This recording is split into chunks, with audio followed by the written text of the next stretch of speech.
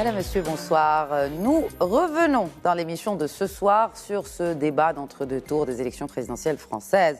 Plus donc que 4 jours avant que les urnes décident du prochain chef de l'État en France, le débat final entre Emmanuel Macron, président sortant, et la candidate du Rassemblement national Marine Le Pen est différent à plus d'un titre de celui qui les a opposés en 2017. Posture, programme et priorité. Pendant près de 3 heures, les deux candidats ont tantôt défendu leur programme, se sont tantôt affrontés sur les points brûlants, retraite, dette, l'Europe et la Russie, l'immigration ou encore le chômage. Alors qui en sort renforcé ? Ce face-à-face est d'autant plus crucial que depuis près d'un demi-siècle, c'est devenu un exercice obligé, regardé par des millions de téléspectateurs. Alors comment la dynamique des intentions de vote peut-elle tourner après ce duel, décryptage du duel Macron-Le Pen 2022 et pronostic de cette élection présidentielle en compagnie de mes invités distingués ce soir. Bonsoir, professeur Mehdi Ailiwa. Bonsoir, merci pour l'invitation. Merci à vous de l'accepter. Je rappelle que vous êtes doyen de l'Institut d'études politiques, sociologie et immigration à l'Université internationale de Rabat. Nous allons bien sûr parler de tous ces aspects-là parce qu'ils ont pesé dans les programmes des deux candidats. J'ai également le plaisir d'accueillir depuis Paris par Skype Majid Bouden, analyste politique. Bonsoir Majid Bouden, merci de vous joindre à nous depuis Paris. Bonsoir. Et également avec moi sur le plateau, un expert en communication politique, parce qu'il y a beaucoup à décrypter dans l'attitude, dans la posture, dans les mots des deux candidats. J'ai le plaisir d'accueillir professeur Rachid El Areichi, qui est donc expert en communication politique et directeur de l'ESSEF. Bonsoir professeur El Areichi, merci de vous joindre à nous sur ce plateau. Merci madame, merci madame. Alors, tout d'abord, première réaction ou premier ressenti après ce duel Macron-Le Pen, messieurs, qui en sort renforcé. En tout cas, avant de poser même cette question, quel est votre premier ressenti ? Allez, déjà, avant de parler ni de la longueur, ni du contenu. Mehdi Ailiwa. Seulement sur le ressenti ou un peu d'analyse ? Sur le ressenti, après on va faire l'analyse. Sur le ressenti, c'était extrêmement ennuyeux. Il n'y avait pas vraiment de débat à part quelques pointes. Et sur l'analyse, Marine Le Pen a échoué à porter un discours qui aurait pu ressembler à un discours de gauche, notamment sur le pouvoir d'achat. Ils avaient dit, elle et son parti, le Rassemblement national, qu'ils allaient tout tabler sur le pouvoir d'achat, sur le fait qu'il y ait des Français qui sont tombés dans la pauvreté. Elle n'a pas su porter cet habit de gauche parce que tout simplement, elle n'est pas de gauche, elle est d'extrême droite. Et par contre, beaucoup de familiarité de part et d'autre, peut-être un peu plus du candidat président Emmanuel Macron, qui avait une tenue particulière quand même, pas très digne d'un chef d'État, de la manière dont... Nous allons y revenir. Mais en gros, les 3 heures, c'était ennuyeux pour vous.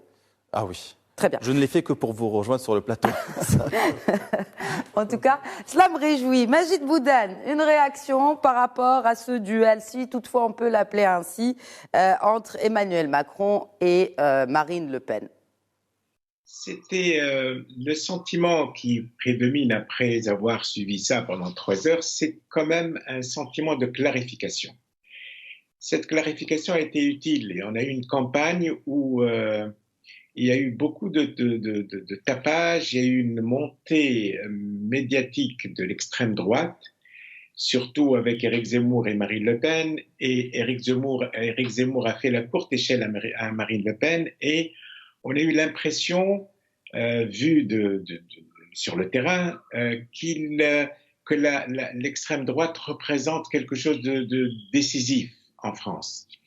Et donc, en plus, elle a maquillé son discours, elle est devenue beaucoup plus soft, beaucoup plus souple, beaucoup plus... Un peu trop, non ?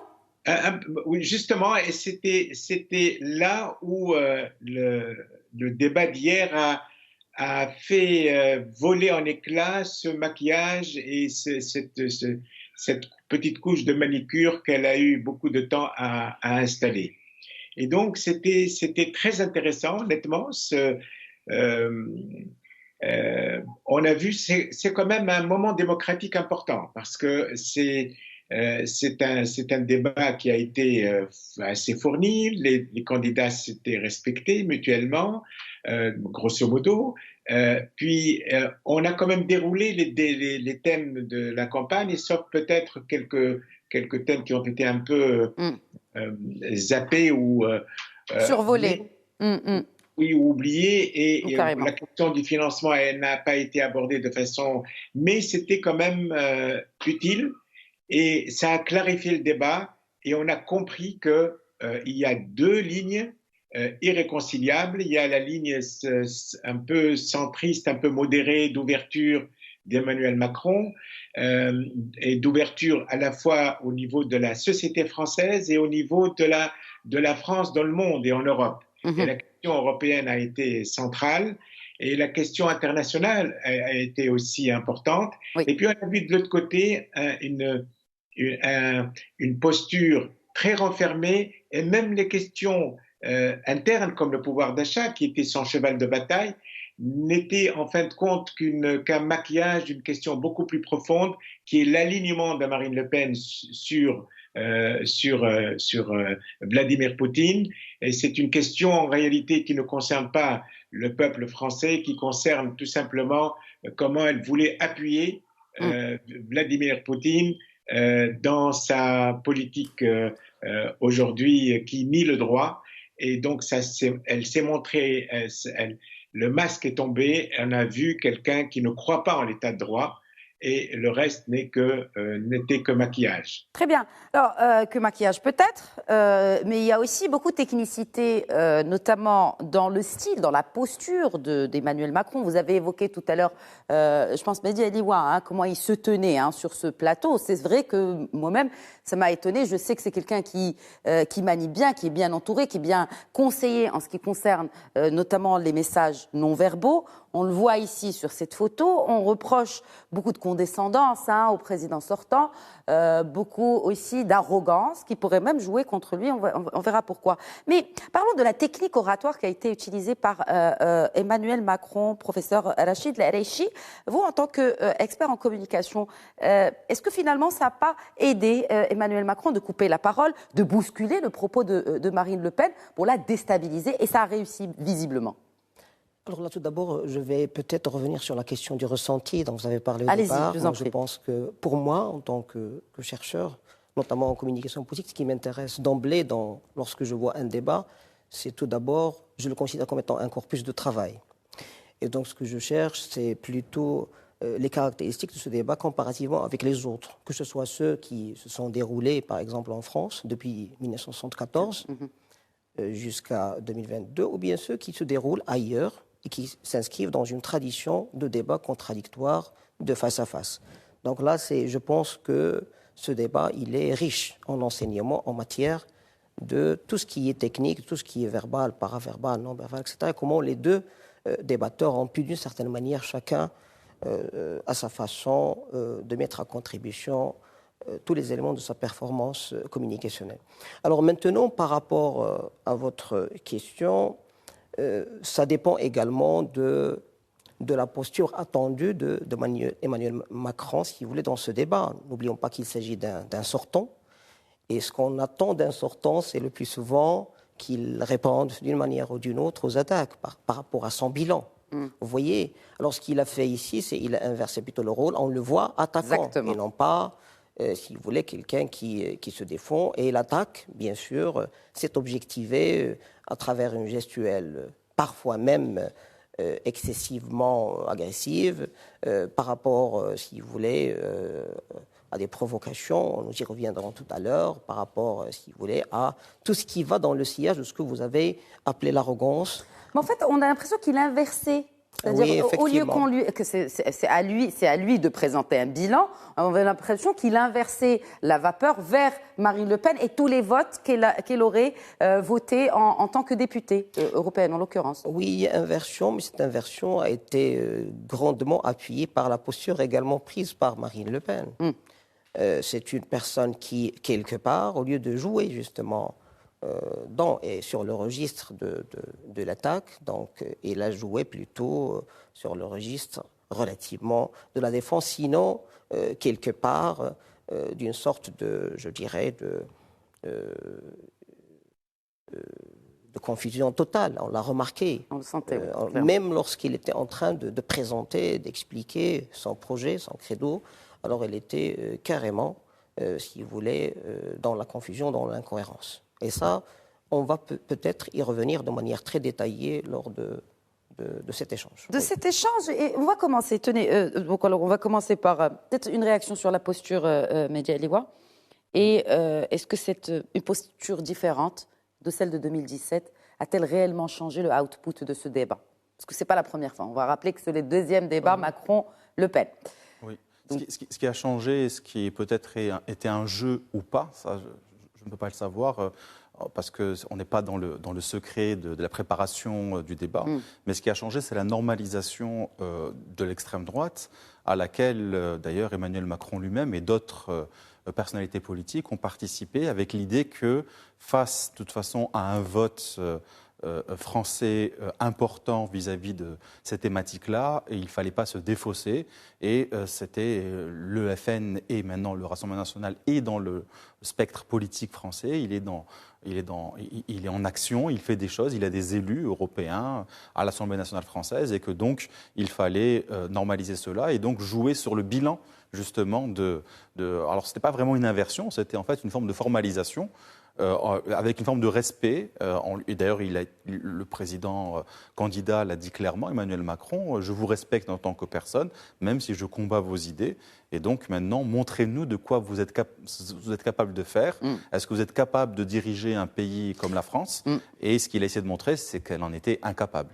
Alors justement, c'est marrant, hein, c'est quand même étrange, parce que selon un sondage de BFM d'ailleurs, sur les 650, vous avez dû voir ça après le duel, 650 personnes qui ont voté. Emmanuel Macron serait plus présidentiable, cela dit, en termes de capacité à changer les choses, eh bien c'est Marine Le Pen qui remporte Alors ici, sur ce point. Le problème des sondages, c'est qu'ils ne sont pas pondérés. C'est-à-dire qu'un bon sondage, surtout sur un échantillon aussi faible, nécessite une forme de pondération qui est, c'est un calcul compliqué, mais qu'on sait faire. Et là, aujourd'hui, ça va sortir ce soir. Les vrais sondages d'opinion qui vont vraiment tester en profondeur avec des questions de confirmation. Là, c'est juste une question. Donc les gens qui ont suivi le débat, il est évident qu'il y avait à la fois les partisans de Marine Le Pen ou les sympathisants, et il y a les partisans d'Emmanuel Macron et ses sympathisants. Donc du coup, on retrouve... Et il y a les autres aussi, parce que finalement, on essaye de séduire du côté de la gauche, de Mélenchon, totalement. Et du côté de la droite aussi. Sauf que ce qu'on sait en sociologie et en sciences politiques, c'est que généralement, lorsqu'on n'est pas directement impacté, on ne va pas s'engager dans l'action ici. Donc il y avait des gens qui ont regardé, certainement, qui étaient sympathisants de Mélenchon, de Jadot ou Valérie Pécresse, mais qui n'ont pas forcément, sont pas forcément allés voter. Il est évident pour moi, même si je n'ai pas la preuve, mais c'est simplement une hypothèse, que ceux qui ont voté pour ce sondage sont ceux qui sont les partisans des uns et des autres. Et donc on retrouve, et d'ailleurs peut-être qu'on retrouvera un résultat au second tour qui ressemblera un petit peu à celui-ci. Que Emmanuel Macron a convaincu plus que Marine Le Pen. Oui, parce qu'en fait, il a convaincu ses partisans. À 59-39. Voilà, il a convaincu ses partisans et Marine Le Pen a convaincu ses partisans. On en saura plus dans les sondages qui vont sortir tout à l'heure. Très bien. Alors, on va peut-être attaquer les thèmes qui ont été débattus. Commençons d'abord par ce thème qui est d'actualité, que ce soit ici au Maroc, en France, aux États-Unis, partout, c'est le pouvoir d'achat. Pourquoi Marine Le Pen n'a pas été au meilleur de sa forme? Parce que ça a été son cheval de bataille. Ça m'a personnellement étonnée. Et ils ont commencé avec ça. Elle aurait pu prendre l'avance, sachant qu'elle a été tirée au sort, donc c'est elle qui a donné le là à ce débat. Et on a retrouvé vraiment une Marine Le Pen avec des arguments un peu décousus. Majid Bouden, une réaction par rapport à cette position, ces arguments avancés par Marine Le Pen en termes de pouvoir d'achat. Premièrement, quand on a cet avantage d'ouvrir les débats, au niveau de la communication, on a l'avantage de créer de camper le débat, de créer la dynamique, de l'orienter et probablement de mettre la barre très haut vis-à-vis du challenger qui est de l'autre côté, qui va venir après. Ça, c'est classique. Donc, elle a eu cet avantage. Et cet avantage, elle l'a eu sur le thème de prédilection qu'elle avait choisi. C'était le thème central de sa campagne. Donc, quand elle a abordé le fond, on a vu que elle était dans les généralités, elle était dans une discussion de café de commerce, c'est-à-dire on dirait deux gars dans un bistrot qui discutaillent comme ça. Et donc c'était pas la posture d'un prétendant à la magistrature suprême. Et donc ça revient au fait qu'elle a monté ce concept juste pour racler et pour ramasser des électeurs à gauche et à droite, pour aller vers la classe populaire et la classe ouvrière réellement. Et c'était un peu un discours qui tournait en rond. Ça rappelle un peu le Parti communiste de l'époque de Georges Marchais, où il brandissait ce slogan. Elle est restée au niveau des slogans, c'est-à-dire le pouvoir d'achat, mais rien derrière. Et donc, elle n'a pas construit son discours, elle n'a pas construit comment on peut augmenter le pouvoir d'achat. Et quand elle a essayé de donner quelques mesures, c'était des mesurettes qui n'étaient pas financées ou finançables. Finançables, oui. Donc, elle a montré ses limites. Et là, Emmanuel Macron il a vu cette fragilité, cette faille, et c'est pour ça qu'il l'a coupée à plusieurs reprises. Et le fait de couper, ça ne montre pas que la personne est arrogante, ça ne montre pas que la personne est impertinente. C'est classique, c'est tout à fait permis de couper, mais il faut savoir quand est-ce qu'on coupe. Et il faut savoir quand on coupe, c'est que quand on coupe, on laisse l'autre partie s'arrêter d'elle-même. Et Emmanuel Macron l'a fait à plusieurs reprises. Il l'a pas coupé à un moment où elle était ascendante, il l'a coupé au moment où on voyait que son argumentation faiblissait. Et donc, elle avait envie d'être soulagée en réalité, et il l'a aidée à couper. Et en plus, il a renversé la situation où lui ne voulait pas être sur ce terrain-là, surtout la question du pouvoir d'achat, il ne voulait pas être accusé. C'est vrai qu'il y a eu des erreurs. L'histoire des 5 euros quand ils ont voulu, si je peux dire, taxer entre guillemets les jeunes et les étudiants pour l'APL, c'est-à-dire l'allocation d'aide au logement, qui était une bêtise, honnêtement, et il s'est excusé pour ça il y a 2 ans. Donc. Mais il n'a pas voulu être sur la défensive là-dessus, et donc il a porté le débat au lieu de donner, lui, son bilan, il a renversé de façon assez subtile. Il a voulu aussi lui dire qu'elle aussi, elle avait un bilan en tant que députée, européenne, pour qu'elle dise aussi ce qu'elle a fait. Et il lui a dit à plusieurs reprises... Il a rappelé tous les votes, en fait, du Rassemblement national, que ce soit pour les questions d'Europe, mais aussi sur cette question du bouclier. Du bouclier énergétique. Ça m'a rappelé Captain America, je ne sais pas pourquoi. Mais il a rappelé que le Rassemblement national avait voté contre le bouclier énergétique. Rappelons que ce bouclier était destiné justement aux produits d'énergie. Alors, peut-être quelque chose à ajouter, Monsieur Bouden, avant que je donne la parole à Mehdi Aliwa sur cette question du vote du Rassemblement national à l'Assemblée. Oui, mais c'est le Rassemblement national, qui est le Front national muté, c'est un variant, si je peux dire, du Front national. Il avait des votes systématiquement contre. Et donc là, en rappelant ce fait-là, on montre que ce n'est pas un parti de gouvernement, c'est un parti d'opposition, c'est un parti de contestation. Et Marine Le Pen est restée dans cette posture. Très bien. Plus le débat avançait, plus on arrivait à des questions de gestion. Et là, on voit qu'elle est dans une posture d'opposition, donc elle n'était pas constructive. Et c'est l'impression qu'elle a donnée hier. Et donc, toute ce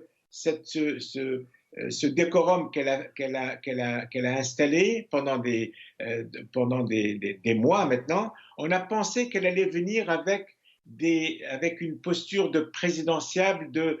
Elle n'était même pas de Premier ministre, elle n'avait pas une position de Premier ministre, on a vu qu'elle ne pouvait pas gérer. La question de Premier ministre est une toute autre question, j'aimerais vraiment qu'on aura le temps d'en parler.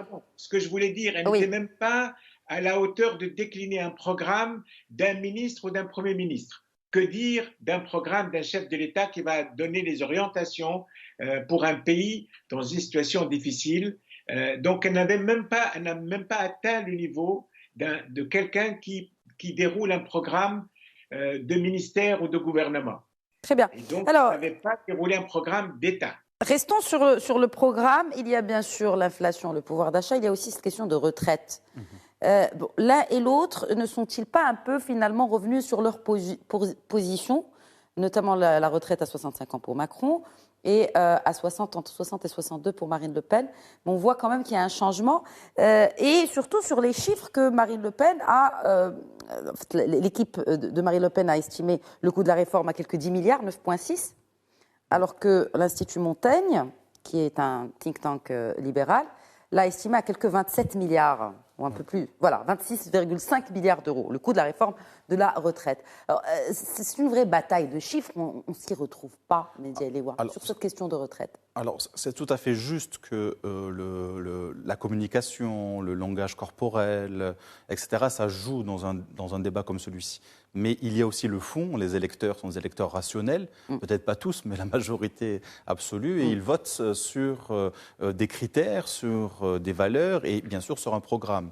Et ce qui est sûr, c'est que ici, ce qu'essayait de faire Marine Le Pen, c'était de ramener des électeurs notamment de Jean-Luc Mélenchon, donc des électeurs de gauche, notamment parce que l'on sait qu'une partie de ces électeurs vont s'abstenir et que même une partie des électeurs de Jean-Luc Mélenchon vont voter pour elle. Et donc elle voulait consolider, c'est la seule façon qu'elle a pour gagner d'ailleurs, c'est à la aberrant, fois... C'est certainement aberrant. C'est quand même aberrant que ce soit mais c'est le schéma politique français actuel, il y a beaucoup d'aberrances, mais du coup, la question sociale était au centre du jeu, sauf qu'elle n'est absolument pas sociale, ni encore moins socialiste. Elle vient d'un parti politique poujadiste, d'extrême droite, d'abord poujadiste, qui s'intéresse plutôt sur la question des valeurs et jusqu'à aujourd'hui avec les petits commerçants, les paysans. Elle n'était même pas un parti d'ouvriers, ça l'est devenu. Donc le vote, notamment, ça a été évoqué par ces Boudin du Parti communiste français, une partie de l'électorat prolétaire, ouvrier, s'est déporté sur le Rassemblement national. Donc le discours a été adapté depuis quand même plusieurs années et édulcoré aussi sur les choses les plus dures de ce parti, les plus extrêmes. Mais il n'empêche qu'elle n'est pas capable d'avoir un discours de gauche. Et en face d'elle, Emmanuel Macron, il ne faut pas l'oublier, parce que c'est vrai que la politique qu'il a menée nous le fait oublier. Il vient d'un parti de gauche. Bien sûr. Donc ces débats-là, avec qui serait plus à gauche de lui, il les maîtrise depuis longtemps. Parce qu'au sein même du Parti socialiste, on va dire, parce que il n'a pas fait beaucoup de ses classes, il n'a pas vraiment fait ses classes au Parti socialiste français, mais dans cette gauche-là, il a débattu depuis longtemps avec des gens qui lui reprochent d'être trop à droite. Et donc là, il a su mieux que tout le monde, face à elle, lui montrer ses incohérences. Après, sur la question de la retraite, sur les chiffres, on s'est un peu perdu. C'est le but le but, en tout cas, c'est dans ce genre de débat, on perd toujours, au bout d'un moment, le fond des choses, parce que les chiffres sont annoncés, tout le monde n'est pas expert en la matière. On le retrouve dans le programme. Emmanuel Macron n'a jamais dit que la retraite va arriver à 65 ans tout de suite. Il a expliqué qu'il y a un âge plafond pour la question de la pénibilité doit être pris en compte. Mais l'indexation des pensions de retraite n'a pas été respectée lors des 5 dernières années, lors du quinquennat de Macron. Complètement. En tout cas, ce qu'il n'a pas mis en œuvre, est-ce qu'il le mettra en œuvre? Mais pourquoi il n'a pas mis en lumière tout cela? C'est vraiment la question qui se pose, parce qu'elle le savait. Elle l'a déclaré. L'indexation des pensions de retraite n'a pas été respectée lors des 5 dernières années. Ce n'est pas moi qui le dis, c'est Marine Le Pen, pour reprendre ses termes. Mais elle n'a pas insisté dessus. Je peux vous le dire très simplement, en fait, parce que Marine Le Pen est d'accord avec cela. Marine Le Pen n'est pas un parti réellement pour les ouvriers, n'est pas un parti socialiste ou communiste ou de gauche, n'a jamais été pro-mouvement social. Au contraire, c'est un parti anti-mouvement social, c'est un parti anti-progrès social. Et le programme est un programme très à la fois capitaliste et anti-pauvre. Et donc, derrière l'immigration, c'est les pauvres aussi qui sont visés. Donc, ce n'est pas un parti qui est pour, c'est un parti qui se base sur des valeurs purement identitaires. Idéologiques, et ça, c'est normal, mais identitaires. Parce que l'idéologie socialiste est idéologie, mais elle n'est pas identitaire. Elle est universaliste. C'est un parti qui n'est pas universaliste, un parti qui explique qu'il y a une vieille France qui souffre, mais la souffrance de cette vieille France n'est pas une souffrance, on va dire, économique, même si elle le dit. Au fond, c'est une souffrance sociale et identitaire, de de se sentir remplacé par les autres, de se sentir fragilisé dans ses pratiques religieuses, culturelles, etc. C'est le parti de la souffrance, on va dire, souvent imaginaire d'ailleurs, mais parfois réelle, mais pas le parti de la souffrance économique. Est-ce que c'est pas à cause de ça que Marine Le Pen, finalement, a autant souffert, j'ai envie de, pour reprendre la souffrance, c'est qu'on avait l'impression qu'elle maniait très bien le verbe, mais que c'était une toute autre histoire quand il s'agissait de chiffres. Professeur Lariche. Très bien.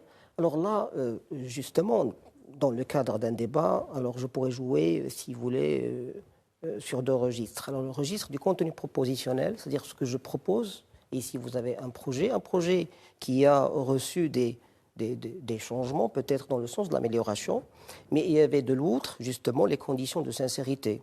Et ce sont ces conditions de sincérité sur lesquelles jouait le plus souvent Emmanuel Macron. C'est-à-dire à chaque fois, les conditions de sincérité, c'est lorsque je vous mets en contradiction avec vous-même. C'est-à-dire lorsque vous dites la chose, est-ce que votre parti pense, est-ce que votre parti, si vous l'avez dit, qu'il s'agisse, si vous voulez, sur le tas ou ailleurs. Donc cette contradiction, lorsqu'on la met en exergue, ça touche votre sincérité, ça vous discrédite devant le public qui vous regarde. Et ça, c'était systématique, si vous voulez, dans le cadre de ce débat. À chaque fois, il l'a même extériorisé en disant que vous êtes incohérente, que vous n'êtes pas sérieuse du tout, etc. Pourquoi? Pour faire voir, vous répétez son nom justement, plusieurs fois, pour faire voir justement l'existence systématique de cette opposition entre le dire et, si vous voulez, la possibilité de faire. Mais également entre le dire et le dire, puisque ce qu'elle disait, ce n'est pas ce qu'elle disait elle-même dans le cadre de l'hémicycle, ou bien ce que pense et conçoit son parti. Et là, bien entendu, c'est l'erreur fatale de Marine Le Pen, c'est-à-dire elle voulait d'une certaine manière montrer qu'il y a eu changement d'une certaine image. Et elle a essayé de le faire par le biais de la gestuelle, par le biais de la posture, par le biais du ton, la tonalité, la prosodie, tout ceci allait dans le sens d'une volonté d'amélioration par rapport... Apaisée. Oui, justement, oui. vous savez très bien. Elle voulait trop jouer l'apaisée, finalement, elle a fini apeurée. Enfin, oui. En tout cas, sur le ressenti de plusieurs internautes. Oui, effectivement. Et ça, il ne faudrait pas oublier que les 2 candidats étaient déjà en face à face lors des élections de 2017. Donc, ils ont essayé de tirer les enseignements au sortir, si vous voulez, de ce duel, n'est-ce pas? Et ça se fait de manière, si vous voulez, récurrente dans le cadre des débats français. Il y a des constantes et des variantes. Et chaque fois que le candidat, si vous voulez, passe d'un duel à un autre, il essaie de se rattraper sur la base, bien sûr, des conseils qu'on lui donne, si vous voulez, les spin doctors, etc. Donc là, je pense que, sérieusement, dans ce débat, il y avait une opposition de taille entre ce que je prétends défendre et ce que je pourrais réellement défendre. Ce que Emmanuel Macron a su, je dirais, utilement et efficacement saisir dans le cadre, si vous voulez, de l'échange. Et ça se cristallise dans cet échange en ce qui concerne l'emploi et le chômage. Quand Macron propose la prime pour l'employeur, si l'employeur le veut bien, mais là, elle s'est restée tue. Et quand Madame Le Pen a proposé d'augmenter les salaires, c'est là où il l'a reprise pour lui dire si c'est l'employeur qui le veut. Et finalement, c'est la même chose. Ça part du même principe. Pour résumer, ça dépend de la volonté de l'employeur. Et pour la prime, et pour augmenter les salaires. Mehdi Eliwa. Là aussi, c'est un programme de gauche. D'ailleurs, c'est la proposition de Jean-Luc Mélenchon. Non, mais Mélenchon, il s'attaquait direct au SMIC. Non, mais pas sur le salaire. Voilà. Il s'attaque au SMIC, mais il ne donne pas... Non, mais c'est juste, finalement... Oui, mais la logique, juste pour dire, parce qu'elle n'est pas pour l'augmentation du SMIC. Donc, c'est ça qui change. C'est-à-dire que le seul pouvoir présidentiel ici, c'est par décret de pouvoir augmenter le SMIC et avec l'idée que mécaniquement, ça va faire augmenter tous les salaires puisque d'un coup, des gens pourraient se retrouver payés autant ou moins que le SMIC alors qu'avant, ils ont gagné 300 € de plus. Donc du coup, c'est le jeu de Mélenchon qui est une proposition de gauche très ancienne, qui n'est absolument pas nouvelle, qui a été utilisée d'ailleurs dès l'accession de François Mitterrand. Du parti, au programme commun en 1981, et ça a été fait même plusieurs fois, sauf que Marine Le Pen est contre. Donc c'est là l'incohérence, parce qu'elle n'est pas de gauche. Donc elle peut pas. Elle a essayé de récupérer ses électeurs de gauche. Moi, je pense qu'elle a complètement échoué. Hier, parce qu'elle n'a pas voulu se montrer forte et vraiment forte sur ses arguments de fond, son fonds de commerce. c'est-à-dire la peur de l'immigration, la peur de l'islam, etc. Et elle l'a fait, mais beaucoup moins que ce qu'elle aurait pu faire d'habitude, parce qu'elle ne voulait pas effrayer ses électeurs, et elle a voulu au contraire montrer qu'elle avait une fibre sociale.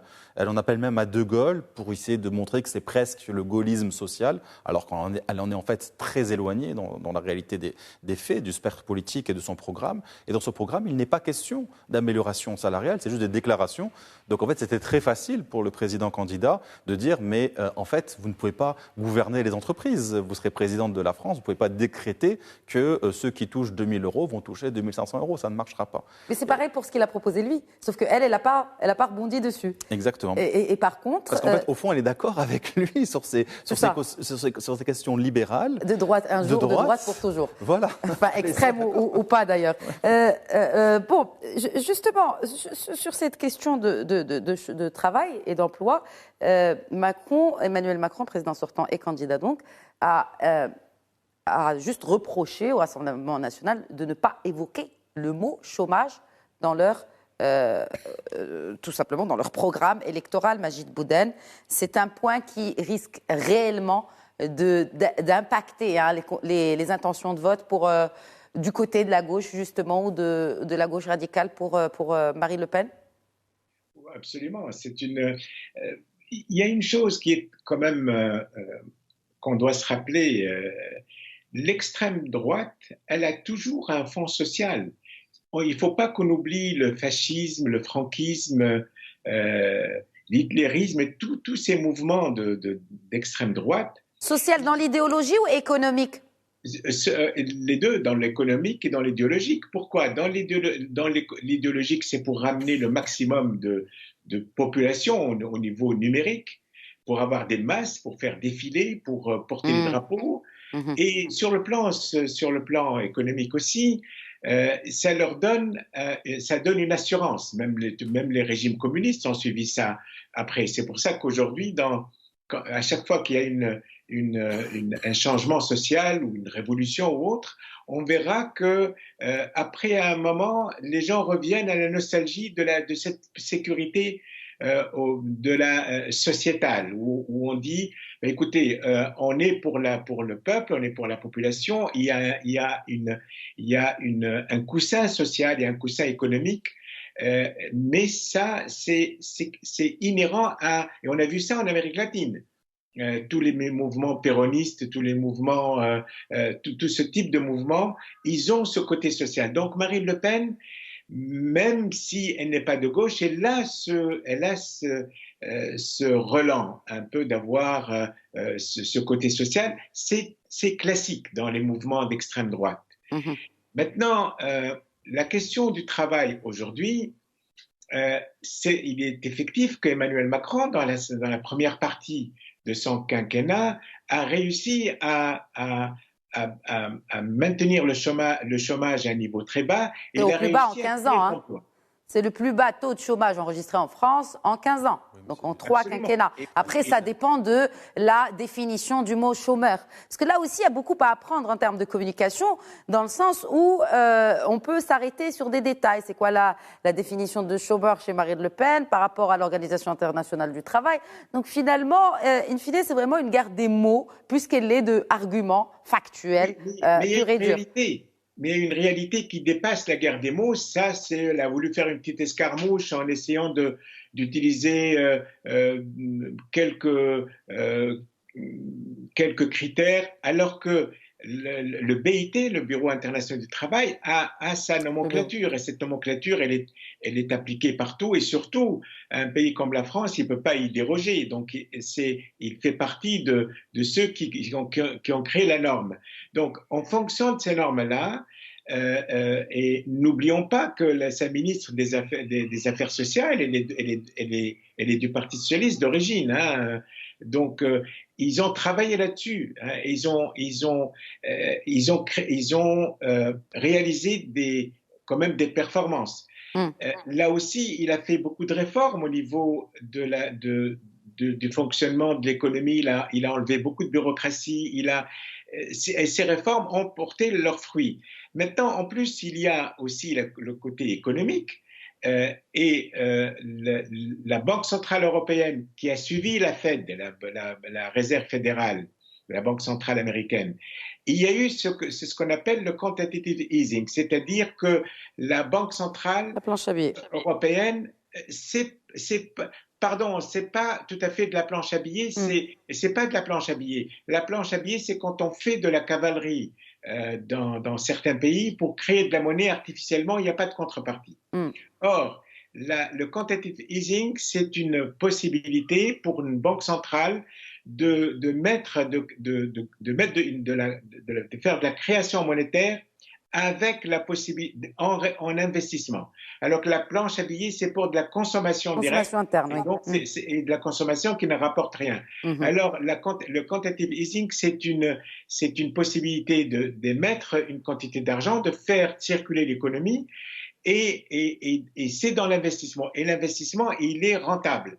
Oui, mais le chiffre de productivité qui ont été justement avancés par Marine Le Pen, c'est que la productivité est au plus bas par rapport à d'autres pays de l'OCDE. Elle a comparé la France aux pays de l'OCDE où le chiffre de productivité est 0,1% contre 1,5% dans le reste des pays de l'OCDE. Une réaction, Mehdi Ailiwa. Juste par rapport à l'extrême droite. Ce n'était pas vrai. Ce n'était pas vrai. Juste par rapport à l'extrême droite qui a un fonds social, je m'inscris en faux. L'extrême droite n'a jamais eu de fonds social. Ça a toujours été en fait des partis qui ont fonctionné avec des grands propriétaires terriens en Amérique latine ou ailleurs, ou avec des grands patrons. Bien sûr, ce qui se passe, c'est qu'on a bien sûr des déclarations, mais il ne faut pas confondre l'interventionnisme de l'État et le fonds social.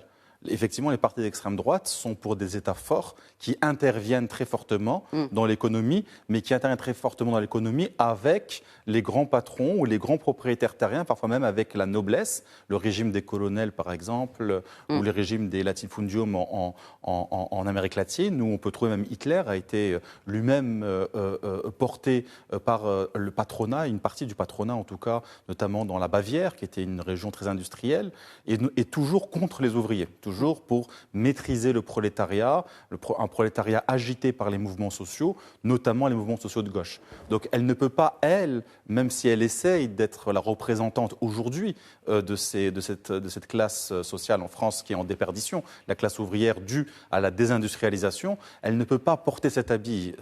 Même si elle fait des efforts considérables, elle ne pourra jamais, sinon elle va changer de bord, tout simplement, à un moment donné. Elle est en train de changer de bord, même sur la question de l'Europe. Elle dit qu'elle ne veut pas quitter l'Union européenne, mais elle parle de l'Union des nations, l'Europe des nations. Professeur Rechi, est-ce que le fait d'essayer de jongler avec ces questions-là, qui font partie de l'ADN du Rassemblement national, notamment sur cette question sur l'immigration, elle est restée à elle-même. Oui, effectivement. Ça ne change pas. C'est la colonne vertébrale de l'argument de l'extrême droite. C'est ce que j'ai essayé de dire tout à l'heure. C'est-à-dire nous avons une situation relativement compliquée. Premièrement, il faudrait, si vous voulez chercher dans la réserve de Jean-Luc Mélenchon, bien sûr, d'autres qui puissent d'une certaine manière voter pour Le Pen. Et donc il faudrait qu'elle s'habille davantage de l'habit Mélenchon, si vous voulez, pour qu'elle puisse donc s'aligner du côté de la classe des héritiers, etc. Ça d'une part. Mais le fait de pouvoir le faire ne pourrait pas se faire s'il ne portait pas en elle. Vous parlez de gêne, je suis tout à fait d'accord avec vous, dans le sens où c'est une image qui a été formée pendant des années. Alors, on se rappelle de Jean-Marie Le Pen et de ses coups de gueule, cette manière de défendre, une manière de voir le monde. Et lorsqu'on voit ici Marine Le Pen, c'est une volonté de changer par rapport, si vous voulez, à des questions qui constituent, je dirais, l'épine dorsale qui constituaient l'épine dorsale du Front populaire et qui, maintenant, bien sûr, devraient quelque part être rechangées au niveau de. Mais est-ce que le fait qu'elle dise comme ça, elle a souvent mis en avant la question du référendum et dire le souverain, c'est le peuple. Est-ce que ce n'est pas une manière aussi de tirer vers elle ces voteurs justement à gauche, de la gauche radicale? Est-ce que c'est venant du Rassemblement national, du représentant du Rassemblement national, est-ce que ça tient la route? Moi, je pense que si l'on considère les différents axes, parce que là, on est en train d'analyser un axe parmi d'autres, mais si vous prenez l'ensemble des axes, si vous prenez la question à propos de l'Europe, la question à propos de l'immigration, la question à propos de l'islamisme, bien sûr, vous retrouvez une image toute, si vous voulez, fidèle à ce que défendait autrefois, si vous voulez, Elle maintient l'interdiction du port du voile dans les espaces publics. Oui, justement, elle maintient ça. Il n'y a pas eu un très grand changement. Et c'est à ce niveau-là que je vous ai dit tout à l'heure qu'il y a quelque part un hic dans les conditions de sincérité, c'est-à-dire elle n'arrive pas quand même à montrer son sérieux, sa sincérité. N'oublions pas qu'on est ici au niveau de deux registres. Un registre du vérifiable avec Macron, et elle aurait pu et dû normalement s'attaquer à lui par rapport à ce qu'il a fait, ce qu'il n'a pas fait. Et il y en a beaucoup. Oui, il y en a beaucoup. Même sur l'affaire McKinsey, elle n'a pas relevé, elle a juste cité, après elle est revenue en arrière. Oui, alors qu'elle se trouve dans le non encore vérifiable, c'est-à-dire dans ce qui est projeté et donc facilement critiquable. Vous voyez, et là, si vous voulez, elle a disserté beaucoup à ce niveau-là, sans qu'elle n'ait, si vous voulez, la compétence requise, notamment, n'oublions pas que Macron, c'est un économiste qui est, comme on l'appelle déjà, Mozart des finances, c'est-à-dire c'est quelqu'un qui excelle. En la matière, il est imbattable à ce niveau-là. Ouais, mais pour vous montrer à quel point elle ne peut pas porter l'habit de gauche, elle a cité le chiffre, mais elle n'a pas su le défendre. Il y a eu un appauvrissement, c'est la réalité, des chiffres, des données, notamment de l'INSEE. En France, on a plus de 400 000 personnes qui sont descendues en dessous du seuil de pauvreté monétaire. Donc la question du pouvoir d'achat ici, parce que la pauvreté, c'est évidemment lié aussi aux infrastructures auxquelles on peut avoir accès. Donc en France, on a accès quand même à beaucoup d'infrastructures parce que le pays est très développé. Mais là, on parle de pauvreté monétaire, les gens qui sont en dessous du seuil de cette pauvreté. 400 000 personnes en plus pendant le quinquennat Macron. Donc elle aurait pu cibler cela. Elle aurait pu parler aussi que le chômage a baissé, mais en réalité, c'est le temps partiel et la ubérisation qui a augmenté. Elle l'a fait, mais elle n'a pas su le défendre. Pourquoi ? Parce que le plus grand nombre de personnes qui travaillent pour, entre guillemets, la ubérisation, donc un travail en miettes, comme disaient les sociologues, un travail à temps partiel. Mais ça peut être un artisan, ça peut être un coiffeur, ça peut être une start-up. Enfin, c'est ça l'ubérisation de certaine manière, oui et non, parce que ça, c'est sensible, c'est sa cible. Les gens qui montent son salon de coiffure, même modeste, même avec des dettes, c'est pas la cible, c'est vraiment ceux qui portent. Ce sont les auto-entrepreneurs qui décrivent comme ubérisés. Oui, mais voilà, c'est ça. Mais sauf que, en fait, démographiquement, ceux qui se sont le plus appauvris en France, ou qui sont les Uber, sont souvent des gens qui sont issus soit de la première ou de la deuxième génération migratoire. Ce qui fait que défendre les plus pauvres en France, défendre les livreurs de nourriture, c'est aussi défendre les enfants de l'immigration, et elle ne peut pas le faire. Parce qu'il y a un fonds anti-pauvre et un fonds anti-immigré dans ce parti. Donc elle ne peut pas défendre réellement des personnes qui, en fait, font partie du problème de son équation. C'est ça. Donc du coup, elle annonce qu'il y a un appauvrissement, mais du coup, elle va vers les campagnes, et en disant c'est dans les campagnes qu'on s'appauvrit, vous avez tout fait dans les... Or, c'est complètement faux, parce que quand elle dit vous ne mettez pas des classes de CM1, de CEP, CE1 dans les campagnes, vous donnez tous pour les villes, et que vous ne... En fait, c'est parce que simplement, il y a une déruralisation en France, et donc les gens partent des campagnes pour habiter dans les villes ou dans le périurbain, et donc du coup les classes diminuent. Ce n'est pas Emmanuel Macron qui en est responsable, c'est un phénomène de fond.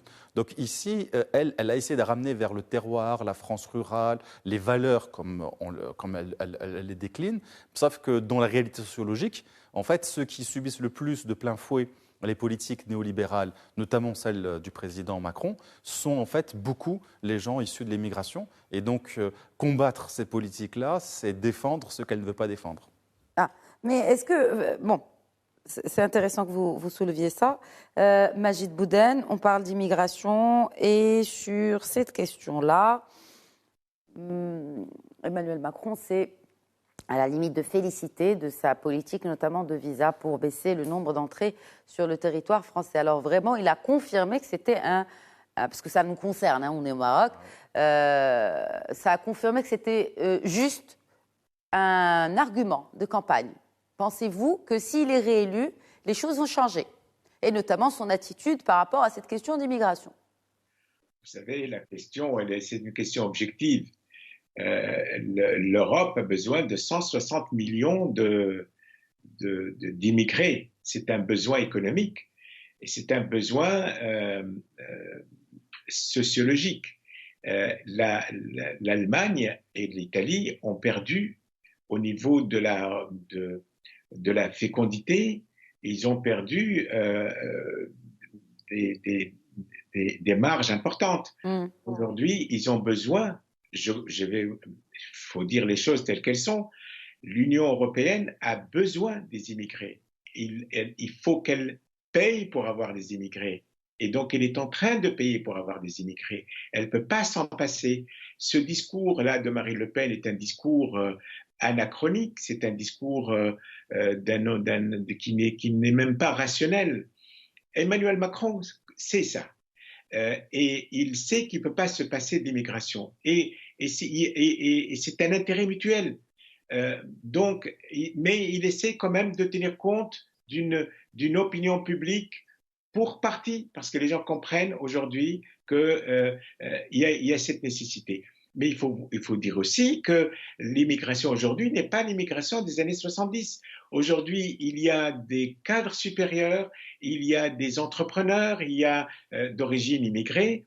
Mais est-ce que vous pensez que la politique migratoire de la France va changer ? Oui, la politique migratoire de la France, elle va s'assouplir. La France a besoin d'immigrés. La France n'est pas aussi... Pensez toutefois, si Marine Le Pen gagne, elle ne gagnera pas, honnêtement, pour vous dire les choses. Alors justement, vous me tendez là une perche, parce qu'il nous reste 5 minutes, comme ça, on va clore ce débat. Est-ce que vous pensez que ce débat entre les deux tours, ou l'entre-deux tours, comme on l'appelle, est-ce que vous pensez qu'il va vraiment changer la donne pour les résultats finaux de cette élection présidentielle en France ? Alors, il y a une chose toute simple. Je crois que Emmanuel Macron jouait confortablement hier. Il a une marge entre 3 et 5%, donc ce qui lui permet de sortir de la marge d'erreur. Et donc, son élection est quasi certaine, bien qu'on doit prendre la précaution de dire c'est les urnes qui déterminent et on connaîtra le président, contrairement à beaucoup de pays, on connaîtra le président le soir même, le dimanche soir, vers 20h. Mais donc, s'il avait fait un match nul hier, au sens footballistique du terme, il aurait quand même gagné. Mais il a fait quand même un match qui est il a marqué beaucoup de points. Est-ce qu'il a marqué beaucoup de points ou c'est plutôt Marine Le Pen qui n'a pas assez défendu, j'ai envie de dire, ses filets, hein. Elle a laissé rentrer les pics et les... Là, on est au niveau du résultat.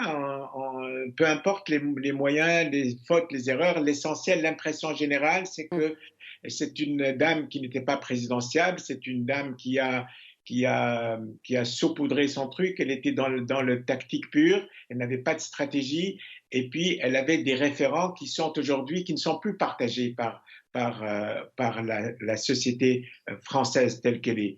Mais Emmanuel Macron aussi a des défis.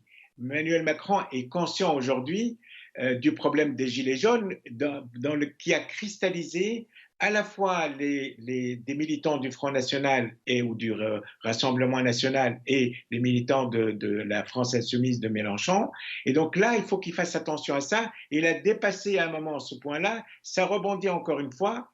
Il a su gérer la question de l'essence et des carburants.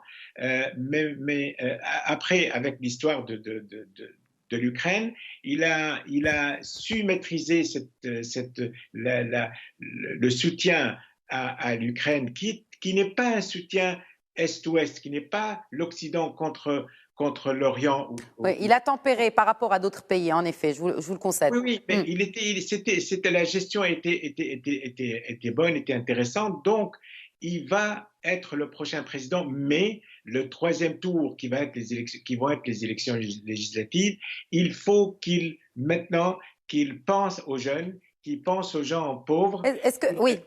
Et qu'il utilise ce quantitative easing qu'il a trouvé pour le Covid, qu'il utilise maintenant pour la question sociale, pour qu'il donne du pouvoir d'achat. Et en donnant du pouvoir d'achat à ces pauvres, aux gens pauvres, il va pouvoir redynamiser l'économie, parce que quand on paye les gens qui ont des moyens faibles, eh bien, on investit dans l'économie et tout le monde y gagne. Oui, merci.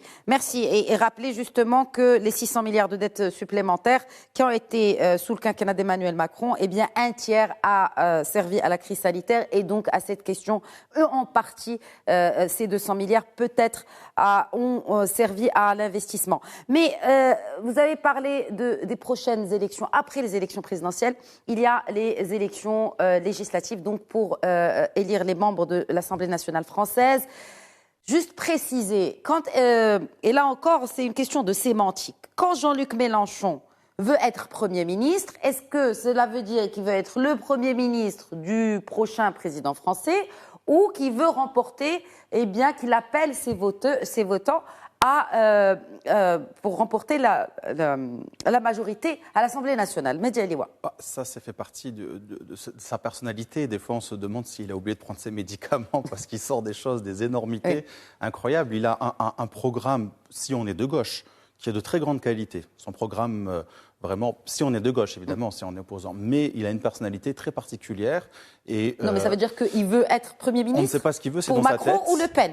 C'est dans sa tête. Parce que quand le journaliste lui a posé la question, il a dit c'est assez secondaire. Voilà, lui, il dit c'est ni l'un ni l'autre. Or, ça n'existe pas ni. Oui, mais il veut être Premier ministre. Oui, donc lui, il veut être le Premier ministre de Nini. Je ne sais pas ce que ça veut dire, c'est un peu fou. Cela. Est-ce que ça ne passe pas par l'Assemblée nationale? Ça passera par l'Assemblée nationale, mais on ne peut pas savoir de quoi va être fait demain parce qu'on attend d'abord les résultats. Ce qui est sûr, c'est qu'il va perdre énormément de gens qui ont voté pour lui parce que son programme était intéressant et aussi parce qu'il ne voulait pas de Marine Le Pen au deuxième tour. Et au lieu de voter pour Jadot ou pour Anne Hidalgo ou pour Roussel ou d'autres candidats de gauche, ils ont préféré voter, ces électeurs français et françaises, pour lui, pour faire barrage aussi à Le Pen, mais ils n'étaient pas forcément convaincus par sa personnalité. À mon avis, avec des déclarations comme ça, il va en perdre en bout de route. Donc, qu'est-ce qu'il cherche? Il cherche à exister. C'était sa dernière tentative, dernière carte. Et de temps en temps, il a comme ça, la République, c'est moi. Élisez-moi Premier ministre. Dans la Ve République, être Premier ministre, c'est en fait, certains disent, être un paillasson entre le gouvernement et la présidence. Et la présidence, exact. Un dernier mot, Rachid Arechi, par rapport à ce débat et par rapport peut-être même aux résultats de cette élection présidentielle. Oui, généralement, le débat pourrait d'une certaine manière inverser la donne ou bien cautionner déjà une donne existante. Moi, je pense que ça a cautionné une donne déjà existante, c'est-à-dire d'entrée de jeu déjà. Bien sûr, Emmanuel Macron était fort comparativement avec, si vous voulez, Marine Le Pen, c'est-à-dire... Et le déroulement du débat a quelque part cautionné justement la donne de départ. C'est-à-dire on n'est pas dans le cadre d'un débat qui va, d'une certaine manière, être révolutionnaire, qui va changer les choses. Nous nous rappelons du débat entre Sarkozy, par exemple, et Hollande. Les choses... Oui, c'était différent. Oui, il y a eu vraiment un débat houleux où on s'attendait si vous voulez, à toutes les conséquences possibles. Mais là, il n'y avait pas, je pense, déjà... de surprise. Voilà. Merci beaucoup, Rachid Arechi. Merci, Media Liwa. Merci, Majid Bouden. Merci d'avoir enrichi cette discussion aujourd'hui. Et attendons, bien sûr, les résultats du dimanche, 18h marocaine, 20h en France. Merci, messieurs. Merci à vous de nous avoir suivis. Très bonne soirée à tous. Merci.